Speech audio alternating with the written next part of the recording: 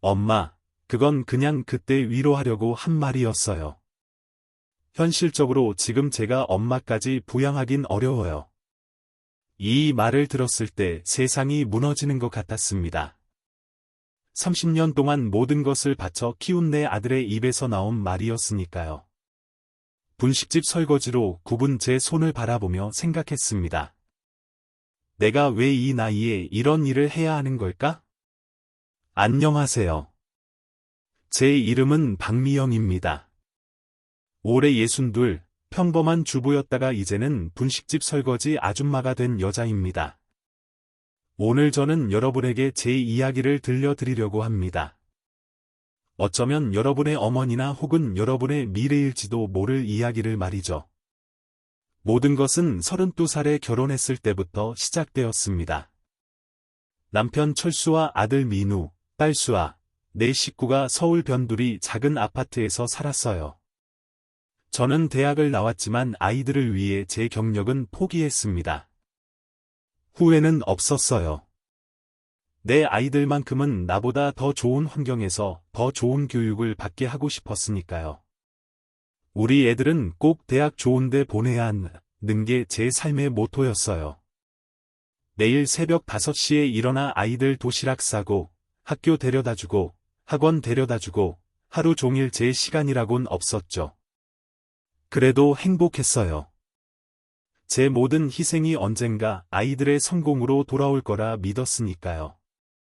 남편이 가끔 노후 준비를 해야 한다고 말하면 저는 항상 같은 대답을 했습니다.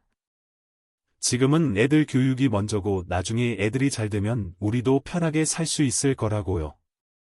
우리 민우가 서울대 가고 대기업 들어가면 수아가 의대 가서 의사 되면 얼마나 잘 살겠냐고 말이죠. 그렇게 말하면서도 마음 한구석에선 불안했어요. 하지만 그 불안을 애써 무시했죠. 지금 아끼고 절약해서 애들 교육에 쏟아부으면 나중엔 다 돌아올 거라고 스스로를 위로하며 살았습니다. 우리 집 형편이 넉넉한 건 아니었어요. 남편은 중소기업 과장으로 평범한 월급쟁이였고 저는 전업주부였으니까요. 하지만 저는 정말 아낄 건 아꼈어요. 제 옷은 몇 년이고 같은 걸 입었고 미용실도 1년에 한 번 갈까 말까 했어요. 친구들 모임에도 돈 든다고 잘 안 나갔습니다. 그렇게 아끼고 모은 돈은 전부 아이들 학원비, 과외비로 들어갔죠. 아이들의 요구는 끝이 없었습니다. 영어학원, 수학학원의 피아노 레슨까지. 저는 다 들어주려고 했어요. 심지어 적금도 깼고 남편 몰래 대출도 받았어요. 애들 좋은 대학만 보내면 다 갚을 수 있다고 생각했으니까요. 그렇게 시간이 흘러 민우는 정말 서울대에 합격했고 수아도 의대에 들어갔습니다. 그날 저는 정말 행복했어요. 모든 희생이 헛되지 않았다고 생각했으니까요. 하지만 행복은 오래가지 않았어요. 민우가 대학 3학년이던 해, 갑자기 남편이 심장마비로 세상을 떠났습니다. 하루아침에 가장을 잃고 저는 혼자가 되었어요. 장례식에서 민우와 수아는 제게 약속했습니다.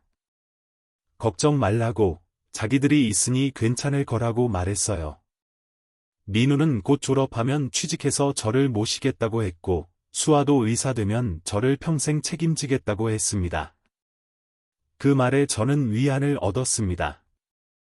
남편의 보험금과 퇴직금으로 당장 생활은 유지할 수 있었고, 제가 아이들을 위해 모든 걸 바쳤으니 이제는 그들이 저를 돌봐줄 차례라고 생각했으니까요.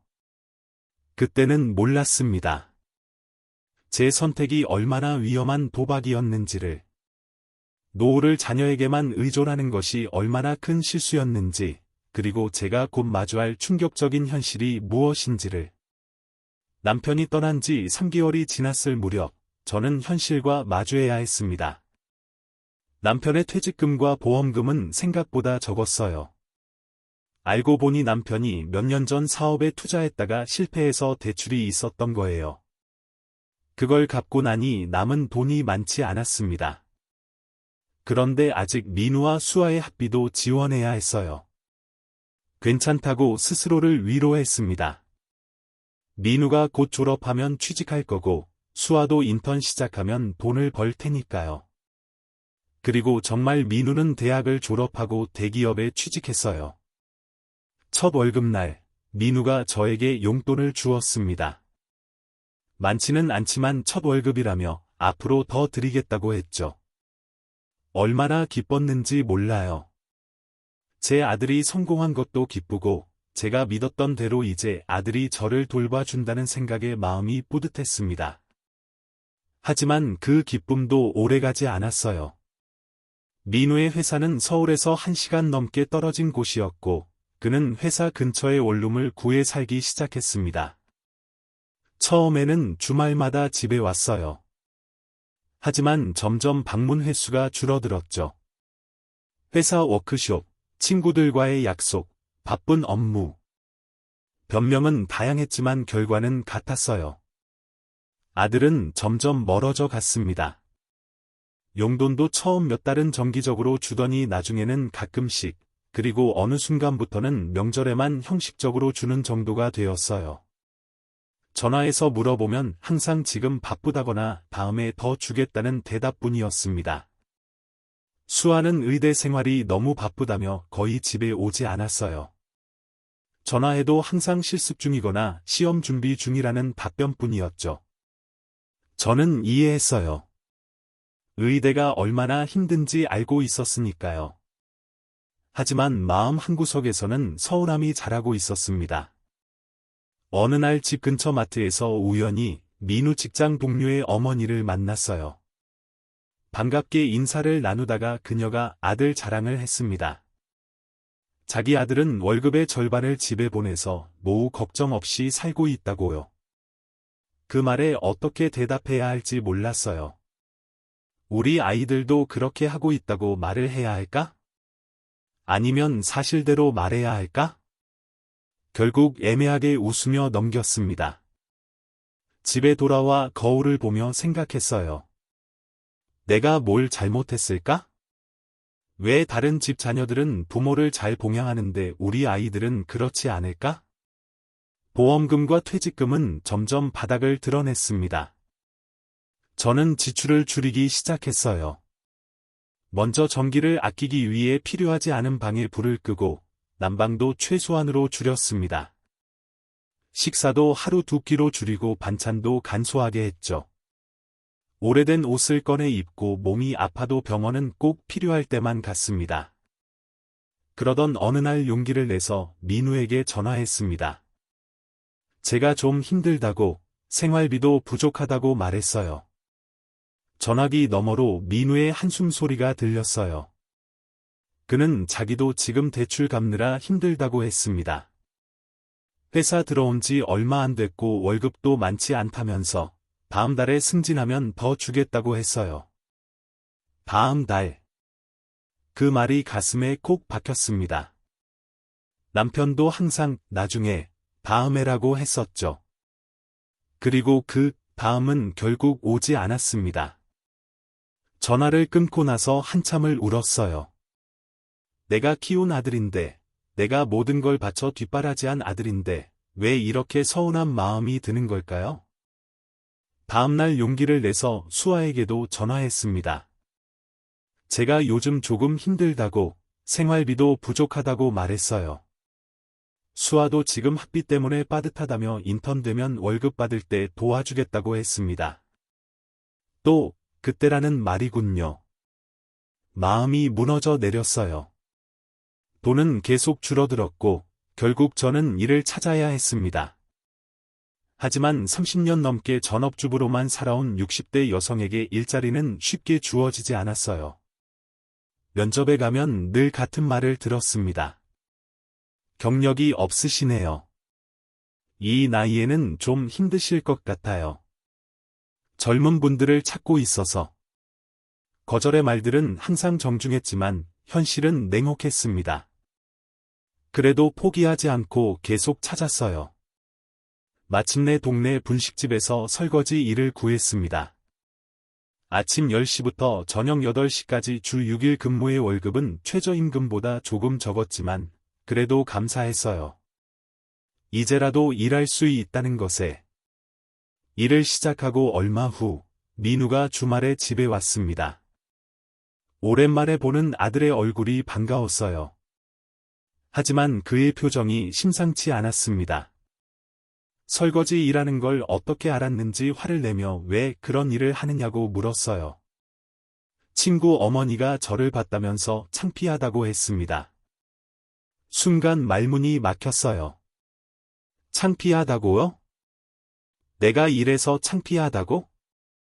억울함이 북받쳐 올랐습니다. 저는 어떻게 해야 하냐고. 돈이 필요해서 일하는 건데 너희들이 엄마 책임지겠다고 약속했잖아 라고 말했어요. 민우는 고개를 숙였습니다. 그리고 나온 말은 제 가슴을 찢어 놓았습니다. 그건 그냥 그때 위로하려고 한 말이었다고요. 현실적으로 지금 자기가 저까지 부양하긴 어렵다고요. 집도 사야 하고 결혼도 해야 한다면서. 그 말을 듣는 순간 세상이 무너져 내렸습니다. 그냥 그때 위로하려고 한 말이었다니.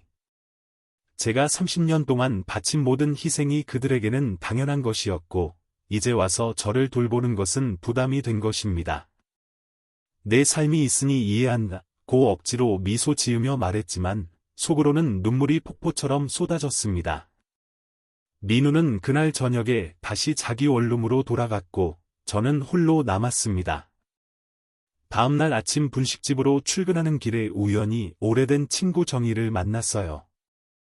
대학 동창이었는데 결혼 후 연락이 뜸했던 친구였죠. 정희의 모습은 예전과 달랐습니다. 활기차고 세련된 모습, 잘 관리된 머리, 깔끔한 옷차림에서 여유로운 삶이 느껴졌어요. 정희가 반가워하며 커피를 마시자고 제안했습니다. 망설였지만 시간이 있어 함께 카페에 들어갔어요. 철수의 부고 소식을 들었다며 걱정했던 정희에게 그저 잘 지내고 있다고 둘러댔습니다. 하지만 제가 어디서 일하는지 묻는 말에 솔직히 털어놓을 수밖에 없었어요. 분식집에서 설거지를 한다고 말하자 정희의 표정이 놀라움에서 걱정으로 바뀌었습니다. 노후 준비는 어떻게 했냐는 질문에 애들 교육에 다 썼다고 대답했습니다. 정희는 한숨을 내쉬며 20년 전에 했던 얘기를 상기시켰어요. 노후 준비를 해야 한다고, 아이들에게 모든 것을 쏟지 말고 자신의 몫도 남겨둬야 한다고 말했던 그때의 조언이 지금 와서 가슴을 찔렀습니다. 정희는 자신의 현재 상황을 들려주었어요. 작년에 남편과 함께 은퇴했고, 젊을 때부터 준비한 노후자금 덕분에 매달 연금을 받으며 편안하게 살고 있다고 했습니다. 얼마 전 유럽 여행을 다녀왔고 다음 달에는 호주로 여행 계획이 있다는 말까지 들으니 가슴이 아팠어요. 같은 나이, 같은 출발선에서 시작했지만 이렇게 다른 삶을 살고 있다니. 정희가 자연스럽게 제 아이들에 대해 물었습니다. 민우가 대기업에 다니고 수아가 의대생이라고 말하자 정희는 당연하다는 듯이 민우가 경제적으로 도움을 주고 있냐고 물었어요. 그 질문에 어떻게 대답해야 할지 몰랐습니다. 거짓말을 해야 할까? 아니면 창피하지만 솔직하게 말해야 할까 고민하는 순간이었어요. 눈물이 고였지만 꾹 참고 솔직하게 말했습니다. 아니라고. 민우도 자기 생활하기 바쁘다고 하고 가끔 용돈 주다가 이젠 그것도 뜸해졌다고요. 수아도 학비 때문에 빠듯하다면서 도움을 주지 못한다고 말했습니다. 정희는 제 손을 꼭 잡아 주었어요. 너무 늦지 않았다고. 지금이라도 내 삶을 찾아야 한다고 말해 주었습니다. 애들만 바라보면서 평생 살 수는 없다고 했죠. 하지만 저는 의문이 들었어요. 나의 60이 넘은 나이에 무슨 기회가 있겠냐고요. 그때 정희가 놀라운 제안을 했습니다. 그녀의 회사에서 사무보조를 구하고 있다는 거예요. 급여는 많지 않지만 분식집보다는 나을 거라면서 제가 대학을 나왔으니 충분히 할 수 있을 거라고 했습니다. 면접을 볼 생각이 없냐고 물었어요. 처음엔 망설였습니다. 이 나이에 제가 사무일을 할 수 있을까 싶었거든요. 하지만 정희의 격려에 용기를 내어 면접을 보기로 했어요. 그날 분식집 사장님께 양해를 구하고 정희가 알려준 회사로 향했습니다. 작은 무역 회사였는데 깔끔한 사무실 환경이 좋아 보였어요. 면접은 생각보다 간단했습니다. 기본적인 컴퓨터 활용 능력과 영어 실력을 물어봤는데 제가 대학에서 영문학을 전공했던 것이 도움이 됐어요. 다음 날 정희에게서 전화가 왔습니다. 합격했다고요. 월급은 분식집보다 20만 원 더 많았고 토요일과 일요일은 쉴 수 있었습니다. 무엇보다 설거지가 아닌 사무직이라는 점이 좋았어요. 새로운 시작이었습니다. 사무보조 일을 시작하고 한 달쯤 지났을 때 오랜만에 수아가 집에 왔습니다. 병원 실습이 잠시 끝나서 집에 들른다고 했죠. 저는 기뻤습니다. 딸을 볼 수 있다는 것만으로도요. 하지만 수아가 가져온 소식은 저를 당혹스럽게 했어요. 다음 학기부터 장학금이 없어졌다고 했습니다. 성적이 조금 떨어져서 그렇다면서 학비를 도와줄 수 있냐고 물었어요. 그 순간 가슴이 답답했습니다. 이제 겨우 내 삶을 찾아가려는 시점에 또다시 아이에게 모든 걸 희생해야 하나. 하지만 딸의 눈빛을 보니 거절할 수가 없었어요. 결국 제가 모아둔 얼마 안 되는 돈을 모두 수아에게 주기로 했습니다. 그날 밤, 수아는 오랜만에 집에서 자고 갔어요. 새벽에 화장실에 가려고 일어났는데 수아의 방에서 들려오는 통화 소리가 들렸습니다. 친구와 통화하는 소리였는데 제 귀를 의심할 수밖에 없었어요. 응, 엄마한테 말했어. 학비 때문에 어렵다고. 줄 거래. 그 돈으로 우리 여행 갈 수 있을 것 같아. 뒤통수를 맞은 것처럼 충격이었어요. 제 딸이 제게 거짓말을 한 거였어요. 저는 아무 말 없이 제 방으로 돌아와 이불을 뒤집어 쓰고 울었습니다. 앞으로 어떻게 해야 할지 막막했어요. 다음날 아침 수아는 일찍 나갔습니다. 저는 마음을 다잡고 출근 준비를 했어요. 회사에 가는 길에 결심했습니다. 더 이상 자녀들에게만 의존하지 않겠다고. 내 삶은 내가 책임지겠다고. 회사에서 정희를 만났어요. 저는 고맙다는 말을 전했습니다. 덕분에 새 출발할 수 있게 되었다고요. 정희는 미소를 지으며 말했어요. 늦지 않았어. 지금이라도 내 인생을 살면 돼. 그날부터 저는 달라졌습니다. 업무에 더 열심히 집중했고, 퇴근 후에는 인터넷 강의로 컴퓨터 공부를 했어요. 주말엔 지역 복지관에서 하는 노후 재테크 강의도 들었습니다. 제 미래는 제가 책임져야 한다는 것을 깨달았으니까요. 수아에게 준 돈은 이미 물 건너간 것이라 생각하고 다시 처음부터 저축을 시작했습니다. 매달 작은 금액이지만 꾸준히 모았어요. 적금도 새로 들었고 회사에서 제공하는 퇴직연금 제도에도 가입했습니다. 한 달에 한 번씩 정희와 만나 차를 마시며 이야기를 나누는 것이 큰 위로가 되었어요. 정희는 제가 노후를 준비하는데 많은 조언을 해주었습니다. 가능한 한 오래 일하고 국민연금과 개인연금을 잘 활용하라는 것, 그리고 건강을 잘 챙기라는 것 등이었죠. 6개월이 지나자 회사에서 저희 성실함을 인정해 약간의 급여 인상이 있었습니다. 크지 않은 금액이었지만 저에게는 정말 의미 있는 일이었어요. 제 노력이 인정받는 느낌이 들었거든요. 어느 주말, 민우가 갑자기 집에 찾아왔습니다. 오랜만에 보는 아들이라 반가웠지만 한편으로는 마음이 복잡했어요. 마지막으로 만났을 때 했던 말들이 아직도 가슴에 남아 있었으니까요. 민우는 어색하게 웃으며 거실을 둘러보았습니다. 집안이 많이 달라져 있었어요. 제가 일을 시작하고 나서 조금씩 바꾼 것들이었죠.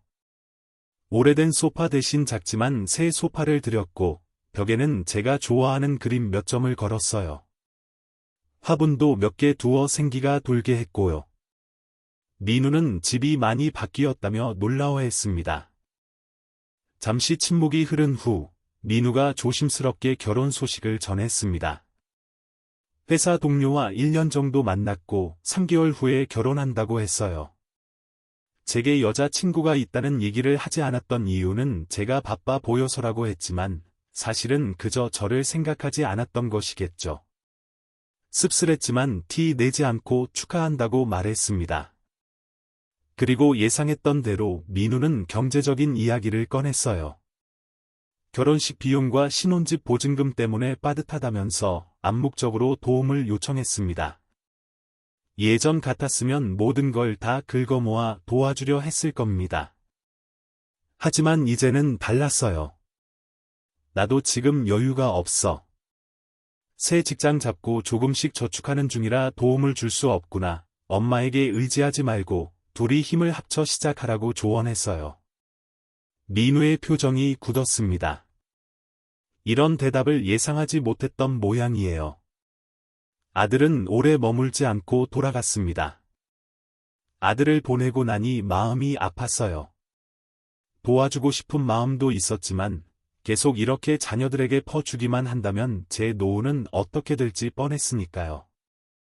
이제는 저 자신을 지켜야 했습니다. 그로부터 한 달 후 수아에게서 전화가 왔습니다. 오랜만이었어요. 학교 생활 잘하고 있고 실습도 열심히 하고 있다는 말부터 시작했습니다. 처음에는 안부를 묻는 일상적인 대화였습니다. 하지만 곧 수아의 목소리가 조심스러워졌어요. 지난번에 학비 문제로 도움을 받았는데 이번에는 해외 연수 프로그램에 지원할 기회가 생겼다고 했습니다. 좋은 경험이 될 것 같은데 비용이 좀 든다면서 다시 한번 도움을 청했어요. 순간 머릿속에 그날 밤 들었던 수아의 통화 내용이 떠올랐습니다. 학비 핑계로 받은 돈으로 여행 갔던 일, 이번에도 정말 연수 프로그램일까? 아니면 또 다른 거짓말일까? 의심이 들었어요. 예전에 저라면 무조건 도와줬겠지만 이제는 달랐습니다. 차분하게 말했어요. 지금은 어렵다. 내 노후를 위해 저축하고 있으니 수아 내 스스로 알아서 해결했으면 좋겠다. 아르바이트를 해도 좋고 학자금 대출도 방법이 될 수 있다고 조언했습니다. 수아는 잠시 침묵했습니다. 예상하지 못했던 대답이었나 봐요. 그러더니 서운한 목소리로 말했어요. 대학교까지는 무엇이든 지원해 주시더니 이제 와서 갑자기 달라지셨어요. 자기가 앞으로 의사가 되면 엄마를 모실 거라며 지금은 엄마가 조금만 더 도와주면 안 되겠냐고 했습니다. 예전의 약속을 상기시키는 말이었죠. 하지만 저는 이제 그런 약속에 더 이상 의미를 두지 않았어요. 민우도 같은 말을 했었고 결국 그냥 위로하려고 한 말이라고 하지 않았나요? 단호하게 대답했습니다. 그동안 너희 교육을 위해 내 노후 준비를 모두 포기했어. 이제는 내 인생을 살아야 할 때야. 물론 너희가 잘 되길 바라지만 더 이상 경제적으로 도울 여유는 없다. 수아의 목소리가 차갑게 변했어요. 그렇게 생각하신다면 어쩔 수 없겠네요. 하고 말한 뒤 통화는 뚝 끊겼습니다. 마음이 아팠지만 후회는 없었어요. 이제야 제 인생의 주인이 된 것 같았으니까요. 그 일이 있고 나서 자녀들과의 연락은 더욱 뜸해졌습니다. 명절에도 민우는 신혼여행을 핑계로 오지 않았고 수아는 병원 당직이라며 얼굴을 보여주지 않았어요. 처음에는 외로웠지만 점차 혼자만의 시간을 즐기는 법을 배웠습니다. 직장에서의 생활도 점점 익숙해졌어요. 컴퓨터 실력이 늘면서 업무 효율도 높아졌고 가끔은 중요한 문서 번역 작업도 맡게 되었습니다. 영문학을 전공했던 것이 이제야 빛을 발하는 기분이었어요. 1년이 지나자 소소하게 월급이 올랐고 저는 그 돈으로 오래된 침대와 이불을 새 것으로 바꿨습니다. 30년 넘게 같은 침대에서 잤는데 새 침대는 정말 편안했어요. 잠을 잘 때마다 이것이 나를 위한 투자구나라는 생각에 행복했습니다. 지역 복지관에서 진행하는 노인건강 교실에도 등록했어요. 일주일에 2번, 퇴근 후에 요가와 건강 체조를 배웠습니다. 처음에는 낯설고 어색했지만 꾸준히 참석하다 보니 몸이 한결 가벼워지는 것이 느껴졌어요. 거기서 만난 비슷한 연령대의 여성들과 친구가 되어 가끔 주말에 등산도 가고 차도 마시며 새로운 관계를 쌓아갔습니다. 직장에서 2년을 채우던 날, 사장님이 저를 불렀습니다. 처음에는 무슨 일인가 걱정했는데 뜻밖의 제안이었어요. 회사가 최근 해외 거래처를 늘리면서 영어 통역과 번역이 더 필요해졌는데 제가 영문학 전공자인 것을 알고 업무를 맡아보지 않겠냐는 거였습니다. 급여도 인상해 주신다고 했어요. 너무 기뻤습니다. 한동안 잊고 있었던 제 전공을 다시 살릴 수 있는 기회였으니까요. 바로 수락했고 퇴근 후에는 영어 공부를 더 열심히 했습니다. 온라인 강의로 비즈니스 영어도 배우고 영어 원서도 읽으며 실력을 키웠어요. 차곡차곡 저의 노후 자금도 조금씩 모이기 시작했습니다.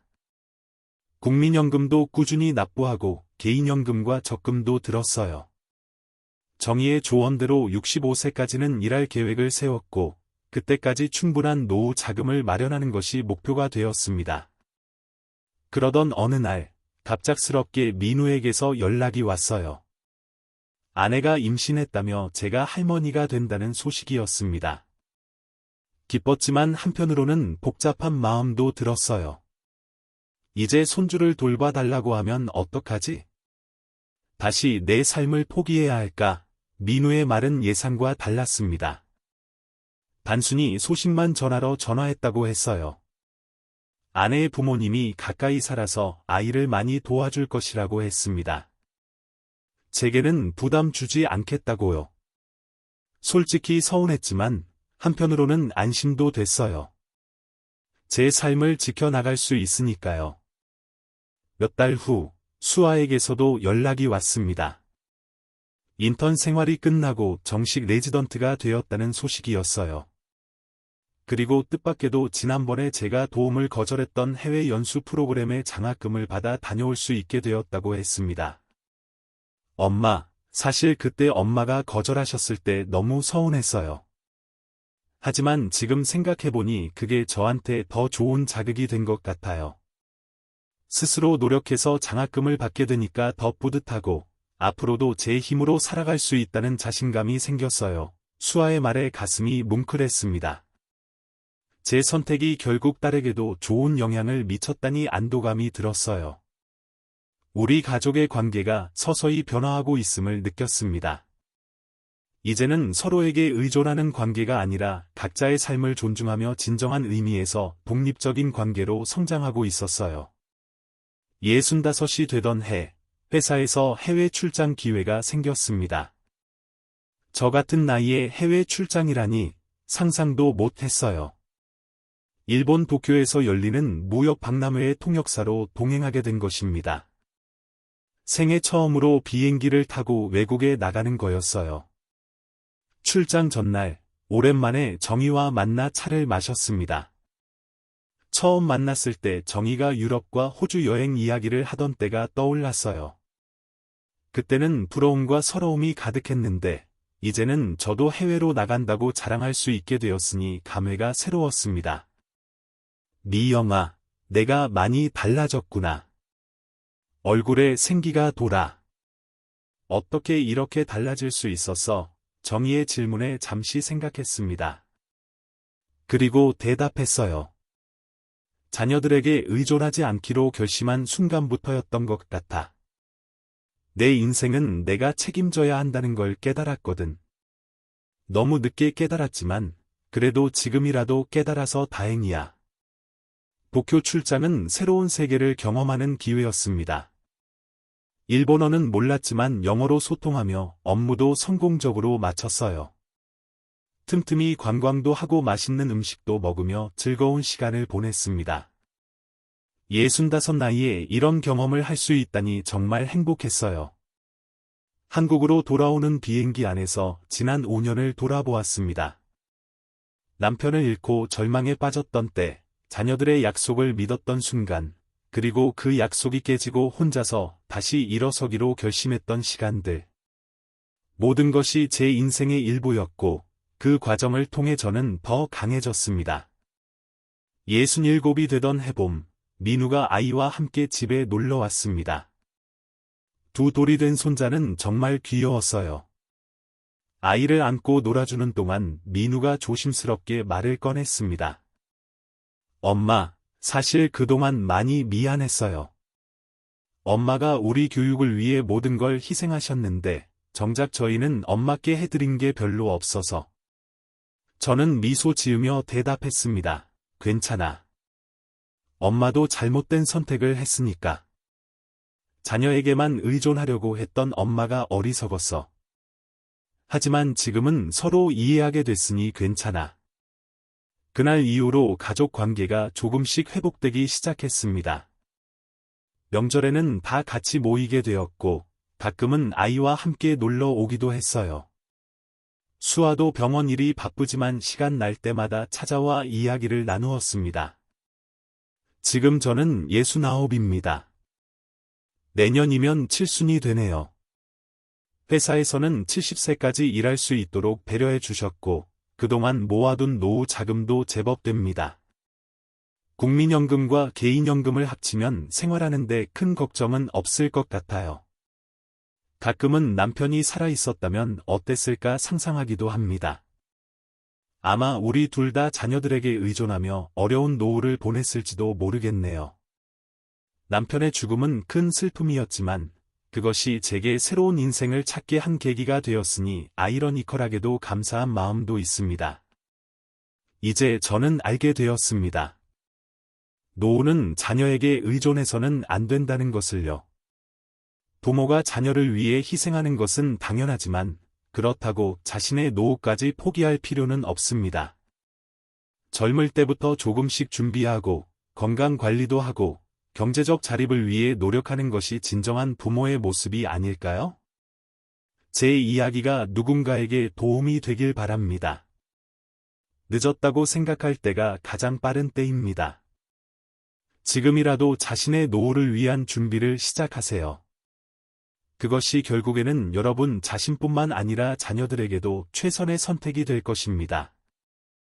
제가 여러분에게 드리고 싶은 몇 가지 조언이 있습니다. 첫째, 경제적 준비를 일찍 시작하세요. 국민연금만으로는 충분하지 않습니다. 개인연금, 퇴직연금, 저축, 투자 등 다양한 방법으로 노후 자금을 준비해야 합니다. 월급의 최소 10에서 15%는 노후를 위해 따로 저축하는 것이 좋습니다. 둘째, 건강에 투자하세요. 노후의 가장 큰 지출은 의료비입니다. 규칙적인 운동, 건강한 식습관, 정기검진으로 건강을 관리하는 것은 노후의 삶의 질을 결정하는 중요한 요소입니다. 셋째, 사회적 관계를 유지하세요. 은퇴 후 직장 동료들과의 관계가 끊어지면 고립감을 느낄 수 있습니다. 다양한 커뮤니티 활동, 취미 모임, 봉사 활동 등을 통해 새로운 관계를 형성하는 것이 중요합니다. 넷째, 평생 배움의 자세를 가지세요. 새로운 기술을 배우고 취미를 개발하고 지식을 넓히는 것은 노후의 삶을 풍요롭게 만듭니다. 은퇴 후에도 계속해서 성장할 수 있는 방법을 찾으세요. 다섯째, 자녀에게 의존하는 계획을 세우지 마세요. 자녀들도 자신의 가정과 재정적 책임이 있습니다. 그들에게 부담을 주지 않고 독립적으로 살 수 있는 준비를 하는 것이 모두에게 좋습니다. 마지막으로, 노후에 무엇을 하고 싶은지 미리 계획하세요. 여행, 봉사활동, 손주 돌보기, 창업 등 은퇴 후의 목표와 꿈을 구체적으로 세우고 그것을 이루기 위한 준비를 지금부터 시작하세요. 저는 이제 제 인생의 황혼기를 맞이하고 있습니다. 하지만 더 이상 두렵지 않아요. 제 스스로 준비하고 제 삶을 책임지게 되었으니까요. 수많은 어머니들이 자녀를 위해 자신의 모든 것을 희생합니다. 그런 사랑과 헌신은 정말 아름답지만 그 사랑 속에서도 자신을 잊지 않는 지혜가 필요합니다. 부모의 진정한 사랑은 자녀에게 짐이 되지 않는 것이다. 이 말은 제가 요즘 자주 하는 말입니다.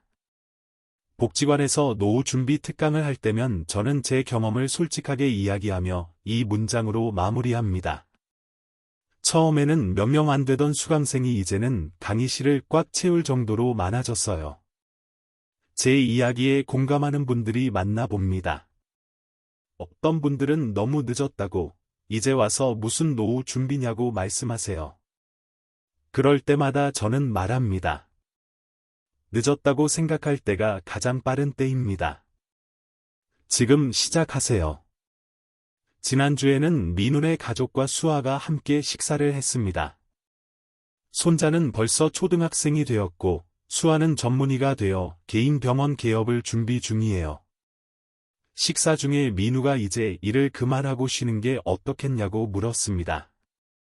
저는 웃으며 일하는 게 좋다고, 그게 제 행복이라고 대답했어요. 수아는 그래도 건강 관리 잘하라며 아프면 자기 병원에서 봐주겠다고 했습니다. 그 말에 다들 웃었어요. 이제는 자녀들이 경제적으로 저를 돕겠다고 하지만 그럴 필요가 없습니다. 제가 스스로 준비한 노후 자금으로 편안하게 살 수 있으니까요. 오히려 제가 그들에게 가끔 선물을 사주거나 용돈을 주기도 합니다. 그때마다 보람을 느낍니다. 가끔 친구들과 여행을 다니기도 해요. 제주도, 강원도, 국내 여행을 자주 다니고 작년에는 정희와 함께 태국 방콕에도 다녀왔습니다. 다음 목표는 유럽 여행이에요.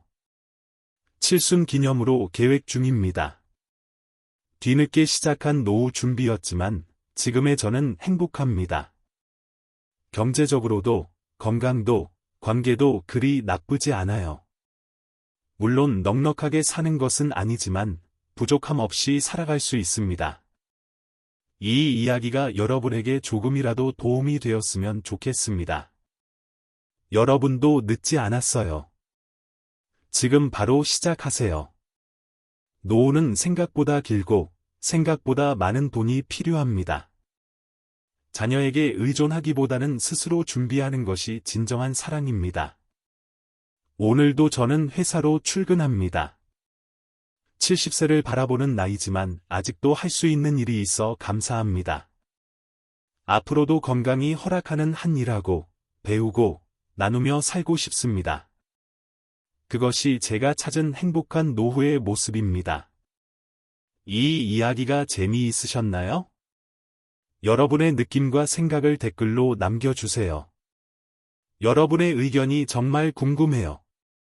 좋아요, 구독, 알림 설정도 잊지 마세요.